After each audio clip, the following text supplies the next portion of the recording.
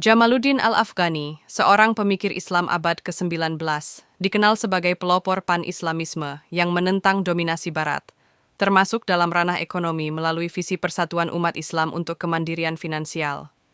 Pemikirannya tentang ekonomi terintegrasi dengan politik menekankan bahwa kemunduran Muslim disebabkan oleh materialisme Barat yang dieksploitasi melalui kolonialisme.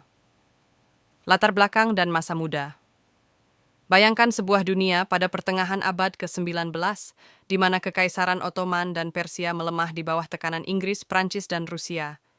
Jamaluddin Al-Afghani lahir tahun 1838 di Asadabad, Iran, meski mengaku dari Afghanistan untuk kredibilitas politik, tumbuh di tengah invasi Barat yang memanfaatkan sumber daya alam Muslim untuk keuntungan ekonomi mereka sendiri. Ia belajar fikih, filsafat, dan sains di Najaf dan Baghdad, lalu berkelana ke India, Afghanistan, dan Mesir, menyaksikan langsung bagaimana imperialisme Barat menghisap kekayaan melalui perdagangan tidak adil dan utang. Pengalaman ini membentuk visinya. Umat Islam harus bangkit melalui persatuan, bukan fragmentasi, untuk melindungi ekonomi mereka dari eksploitasi.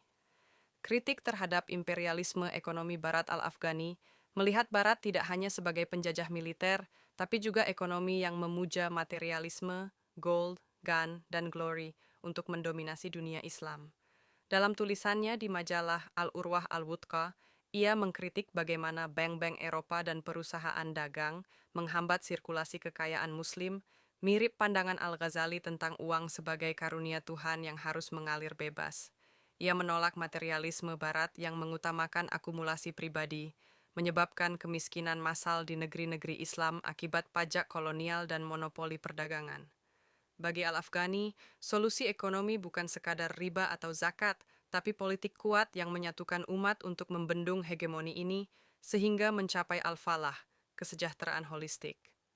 Konsep pan-Islamisme dalam ekonomi inti pemikiran ekonominya adalah pan-Islamisme, persatuan umat Islam lintas negara untuk kekuatan kolektif, termasuk ekonomi. Ia mengusulkan Arkan al-Sittah, 6 pilar perjuangan, persatuan, kepemimpinan berbasis musyawarah, bukan warisan atau kekayaan, amanah dalam muamalah, transaksi, kebebasan individu, persamaan hak, dan keadilan sosial. Ini berarti ekonomi Islam harus etis, dengan kerjasama dagang antar Muslim untuk hindari ketergantungan Barat, seperti membangun bank syariah awal atau koperasi umat. Di Mesir, ia dorong Muhammad Abduh reformasi pendidikan agar Muslim kuasai sains modern untuk inovasi ekonomi, bukan sekadar teologi.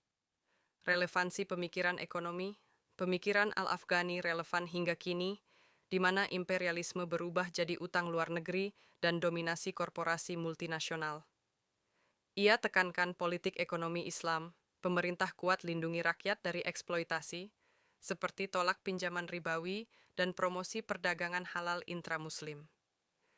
Di Indonesia, idenya inspirasi gerakan ekonomi umat melawan kolonial Belanda, meski ia sempat singgah di Batavia tahun 1870. Kritiknya terhadap materialisme dorong model ekonomi berbasis amanah, di mana kekayaan dibagi adil untuk hindari kesenjangan. Warisan dalam sejarah pemikiran ekonomi Islam Al-Afghani bukan ekonom murni seperti Ibnu Khaldun, tapi pelopor modernisme Islam yang integrasikan ekonomi dengan politik dan agama.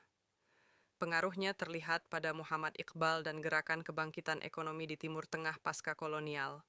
Meski diasingkan Ottoman dan mati di Istanbul 1897, visinya hidup.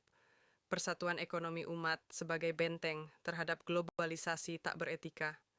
Hari ini, di era 2026, pemikirannya ingatkan negara Islam bangun kemandirian melalui OIC atau ASEAN Halal Ekonomi jauh dari jebakan utang Barat.